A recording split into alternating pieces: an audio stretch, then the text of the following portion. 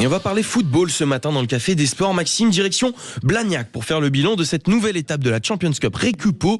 Tout simplement la plus grande compétition de football amateur pour les enfants. Un rendez-vous qui met le sport et environnement avec un but éducatif citoyen au cœur de l'événement. Et pour revenir sur ces 2 jours de compétition, Jean-Christophe Marquet, ancien joueur de l'Olympique de Marseille et organisateur de l'événement, nous fait le plaisir d'être avec nous. Bonjour Jean-Christophe. Bonjour. Et bienvenue sur Sud Radio. Alors tout d'abord, qu'est-ce que c'est que la Champions Cup Récupo et comment est-ce qu'elle est née cette idée ? Alors la Champions Cup Récupo est née à Marseille. Elle est née il y a 16 ans maintenant et elle se développe dans toute la France, dont notamment à Blagnac hier et avant-hier, où nous avons accueilli 800 enfants de différentes catégories.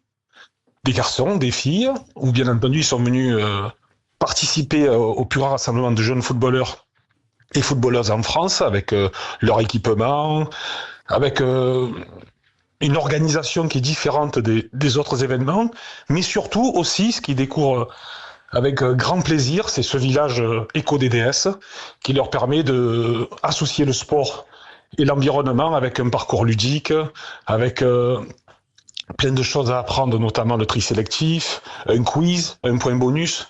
Beaucoup de choses se passent ce jour-là et c'est pour ça que c'est la réussite de cet événement. On éduque les enfants à travers le sport. Ouais, justement, ce village Récupo, c'est un gros succès. En 2025, il y avait plus de 11 000 visiteurs de tous les âges qui sont venus le découvrir. Comment est-ce qu'on explique ce succès qu'il rencontre ?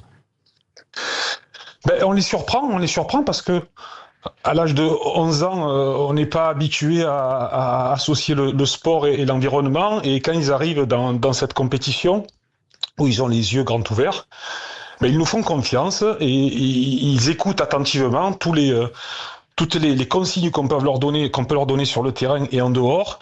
Et ils découvrent ça avec des grands yeux. Des fois même, ils nous surprennent.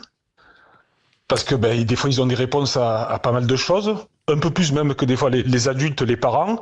Donc oui, on est fiers d'avoir associé ce vecteur autour de l'environnement parce que on s'aperçoit que les gamins sont beaucoup plus éveillés et ils sont en confiance. Donc nous, de mettre ça à disposition pour qu'ils puissent garder le meilleur souvenir, comme je dis souvent aux journalistes, parce qu'il y a beaucoup d'élus qui viennent nous voir, ils sont agréablement surpris qu'on puisse associer le football à l'environnement.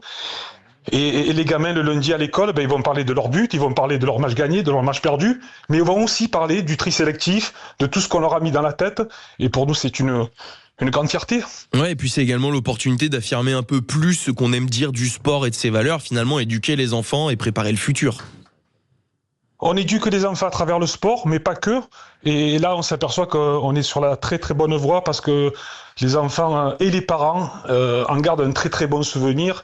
Et dans le monde où on vit, avoir des bons souvenirs et vivre des moments de bonheur, c'est important.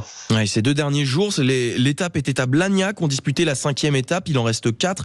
À Blagnac, il y avait 72 équipes, 28 pour les U9, 8 pour les U13 féminines et 36 pour les U11. Comment est-ce que ça se déroule une étape ?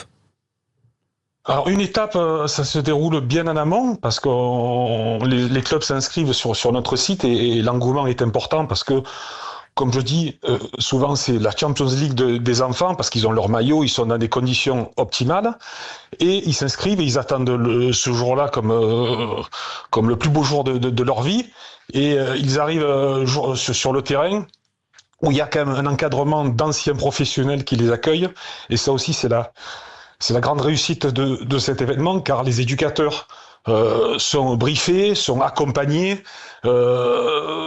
C'est tous ces petits détails qui font que cet événement est différent. Ils sont interviewés, ils ont une photo officielle, ils sont valorisés.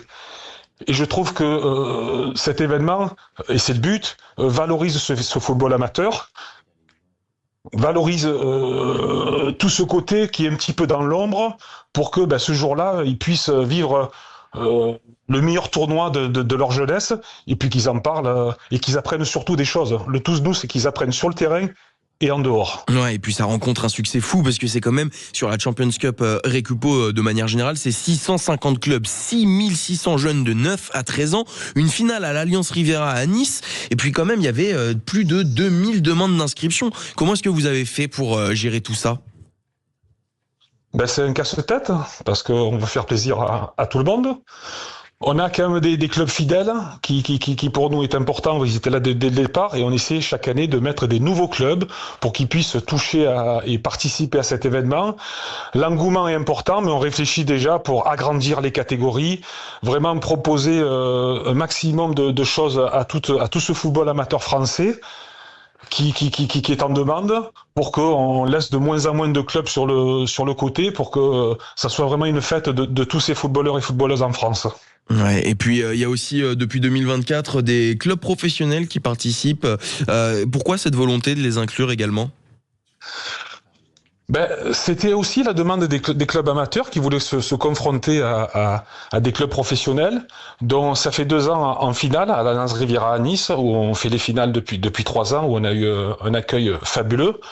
On se permet d'inviter l'Olympique de Marseille, la Juventus, Montpellier, Nice, et ça permet à ces gamins dans la tranche de 11 ans, à la catégorie de 11 ans, de se confronter à ces clubs, et on s'aperçoit que les clubs amateurs travaillent très très très bien, parce que souvent c'est un club amateur qui remporte le tournoi français, donc c'est de bon augure pour le football de demain, parce que le football amateur, on s'aperçoit qu'il travaille aussi bien, presque mieux que des clubs professionnels. Ouais, et puis ça permet d'avoir de la compétitivité. Merci beaucoup Jean-Christophe Marquet, organisateur de la Champions Cup Récupo, de nous avoir fait le plaisir d'être avec nous.